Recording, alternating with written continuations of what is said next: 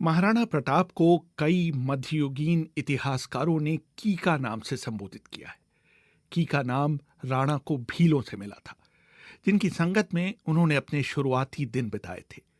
दक्षिण पश्चिम मेवाड़ में रहने वाले भील आमतौर से गुजराती बोलते थे। भीलों की बोली में कीका का अर्थ होता है बेटा।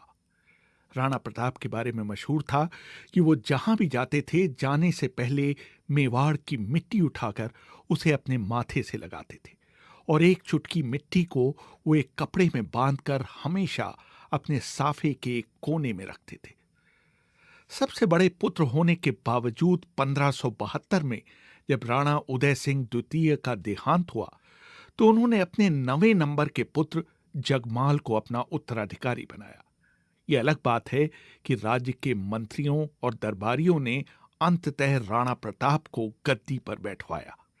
Maharana Pratap the invincible warrior की लेखिका रीमा आहूजा बताती हैं। राजपूतों में तब तक एक प्रथा बन गई थी कि ज्येष्ठ पुत्र मुखाग्नि के लिए नहीं जाता था। शायद इसलिए भी कि वो एक उस समय की बात है कि कहीं कोई आक्रमण करे, कुछ हो जाए, तो जब तक की ताजपोशी नहीं होती थी, भावी सम्राट अंदर ही रहते थे। प्रताप नहीं थे वहाँ। साथ में जगमाल को नहीं देखा तो कुछ जो सीनियर्स थे उनका थोड़ा माथा ठनका, तो उन्होंने एक और जो भाई थे उनसे पूछा कि जगमाल नहीं दिख रहे, तो उन्होंने कहा आपको पता नहीं, वो तो अपनी राजगद्दी पे बैठने की तैयारी हो रही है। ये बात सुनने पर दो जो चीफ्स हैं वो और कई और लोग तुरंत, उनके छोटा सा राजमहल था गोगुंदा में, ये अंदर जब गए तो वहाँ देखा कि दरबार में जगमाल पहले से ही एक स्थान को ग्रहण करके बैठे हैं। तो ये जो दो थे, इन्होंने इनका एक दाएं की तरफ से एक बाएं की तरफ से हाथ पकड़ के बोले कि महाराजा नहीं महाराज, कि महाराज आपने कुछ गलती करी है, आप भूल रहे हो कि आपको कहाँ बैठना है। ये स्थान तो आपके बड़े भाई का है,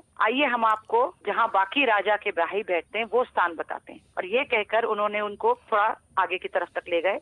तो जगमाल उस वक्त बहुत गुस्से में आकर कुछ कह नहीं सकते थे। ये भी एक चीज है कि सबके सामने क्या बोले, तो वो गुस्से में लाल पीले जिसको कहते हैं होकर और वहां से निकल गए। बाकी इन लोगों ने कुंवर प्रताप को ढूंढने की कोशिश की और वो गोगुंदा के बाहर ही एक बावड़ी है और वहीं पे महादेव का मंदिर है, तो वो वहां पर थे क्योंकि वो मेवाड़ छोड़ने की तैयारी में थे। सबने इनको रोका और वहीं पर एक पत्थर पे इनको आसीन करके और राज अभिषेक उसी वक्त वहीं के वहीं करा। इसके बाद जगमाल ने गुस्से में मेवाड़ छोड़ दिया और अकबर ने उन्हें जहाजपुर की जागीर उपहार में दी।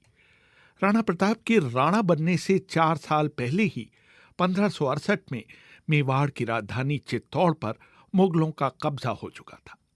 गद्दी संभालते ही राणा प्रताप ने एक तरफ मुगलों से संघर्ष की तैयारी शुरू कर दी, तो दूसरी तरफ खड़ी फसल को नष्ट करने का आदेश दिया ताकि अकबर की फौज को रसद मिलने में दिक्कत हो। उस क्षेत्र में जहाँ पे मुगलों का कब्जा हो रहा था, उसको गांव वालों को कहा इसको छोड़ छोड़ के आप लोग निकलो ताकि खेती करने वाले कोई नहीं हो। और जब हल्दी घाटी पर जब आक्रमण के लिए मुगल सेनाएं कूच करती हैं अजमेर से, तब तो उन्होंने बिल्कुल ही जिसको कहते हैं कि भूमि को नष्ट करने के हिसाब से स्कॉच्ड अर्थ पॉलिसी, कि जो जो खड़ी फसल है उसको जला दीजिए, कुएं बावड़ियां जो हैं उनको या तो उनको तोड़ दिया जाए, उनमें पत्थर डाल दिया जाए, उपजाऊ भूमि को जिस तरह से भी हो उपजाऊ नहीं छोड़ें। कुछ इतिहासकारों ने इस चीज पे ध्यान आकर्षित किया है कि लगता है कि मेवाड़ का जो राजकोष था वो ना तो चित्तौड़ के पतन के वक्त, ना ही बाद में किसी भी समय हल्दीघाटी के बाद भी मुगलों के हाथ पड़ी, क्योंकि अगर होता तो इस चीज का बहुत जोर शोर से मुगल साइड से भी बात आती और मेवाड़ साइड से भी बात आती। अकबर ने 1573 से 1575 के बीच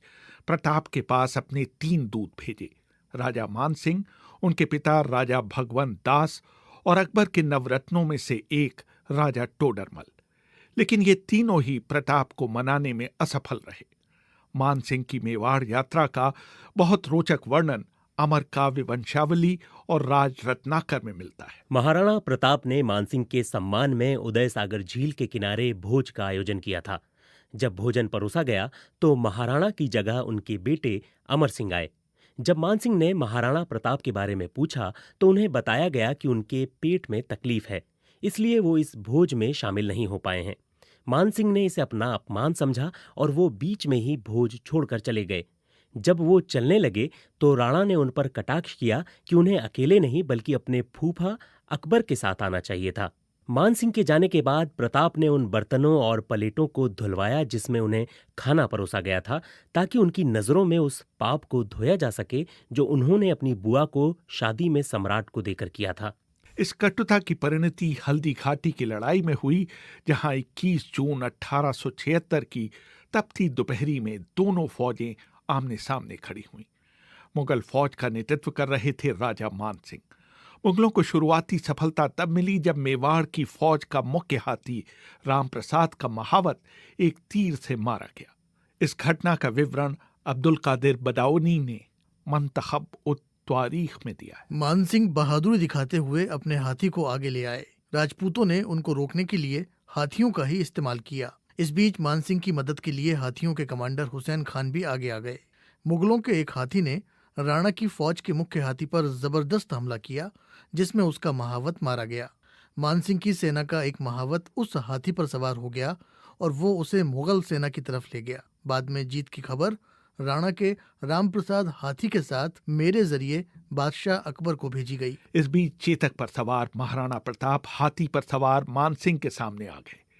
उन्होंने उनके ऊपर भाले से हमला किया। उस समय जो महाट थे उनके मानसिंह के, उसकी मृत्यु हो गई और हाथी थोड़ा बौखला के भागने लगा। लेकिन उसी समय हाथी के सूंड में जो तलवार थी उससे चेतक के पैर घायल हो गए। तो दोनों तरफ एक तरह से ये हो गया कि मानसिंह थोड़े असंतुलित हो गए। कहानी में तो ये भी है कि हावड़े के पीछे छुप गए, लेकिन इधर प्रताप का घोड़ा जख्मी हुआ, उधर मानसिंह का हाथी थोड़ा भागने लगा। उसको काबू में करने के लिए काफी मुश्किल रही और इस मुश्किलातों के बीच में बहुत सारे मुगल सेना के लोगों ने मानसिंह को बचाने की कोशिश की, उनका घेराबंदी की और उसी समय प्रताप को पकड़ने के लिए उनकी घेराबंदी की। तो प्रताप किसी तरह से वहां से निकल आए और वापस युद्ध के बीच में ही जहां ज्यादा मेवाड़ी थे उस स्थान पर आ पहुंचे।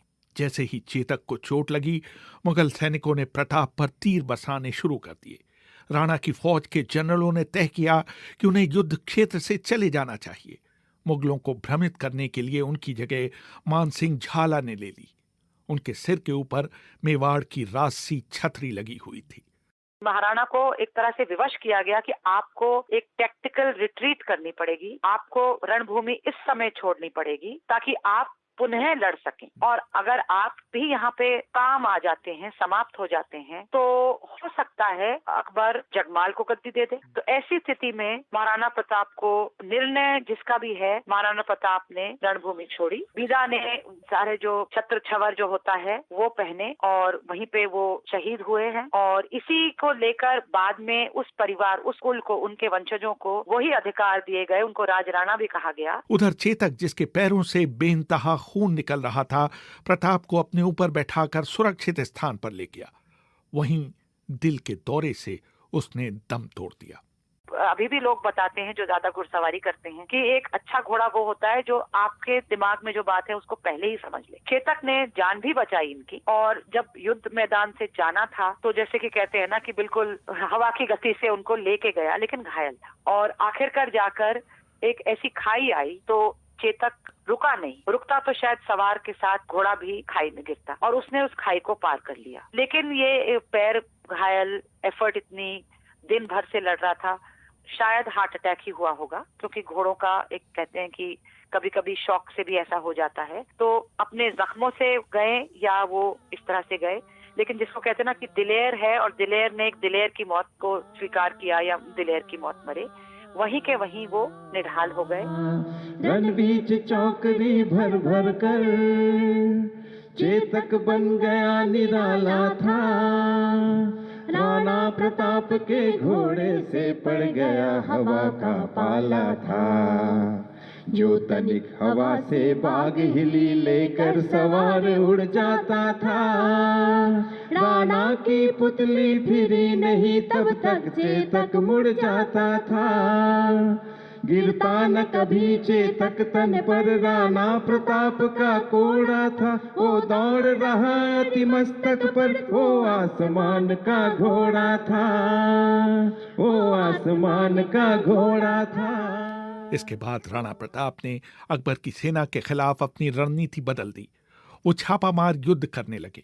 वो मुगलों पर घात लगाकर हमला करते और फिर जंगलों में गायब हो जाते। ऐसा लगता था कि महाराणा 100 जगह एक साथ हैं, क्योंकि गुप्त रास्तों से निकल कर वो आगे पीछे जंगलों में घुस जाते थे। पहाड़ हैं तो पहाड़ी रास्तों से भीलों के वजह से दूसरी जगहों पे चले जाते थे। वहाँ से मौका पाते ही मुगल फौजें थोड़ा धीरे धीरे चलती थी, थोड़े पारंपरिक स्टाइल से चलती थी, तो उन पर आक्रमण करना आसान हो जाता था। यही चीज आगे जाकर छत्रपति शिवाजी महाराज ने भी यही प्रणाली अपनाई, क्योंकि हालात कुछ कुछ सिमिलर थे। प्रताप ने कई जगहों पर बारी बारी से मुगलों का मनोबल तोड़ दिया। उनके रसद पहुंच नहीं पा रहे थे, रास्ते बंद हो जाते थे, कभी नहीं मालूम होता था कहाँ आक्रमण होगा। आखिरकार जाकर जो एक बहुत ही निर्णायक युद्ध हुआ है वो है देवेर की लड़ाई। और देवेर की लड़ाई में अमर सिंह का वार ऐसा था, कुंवर जो थे, कि जो मुगल की तरफ से सुल्तान खां थे वो स्वयं और उनका घोड़ा उसके 2 फाड़ हो गए थे एक तलवार की वार से। उसी समय प्रताप ने सुनियोजित ढंग से 36 छावनियां मुगलों की एक साथ नष्ट करी। इस बीच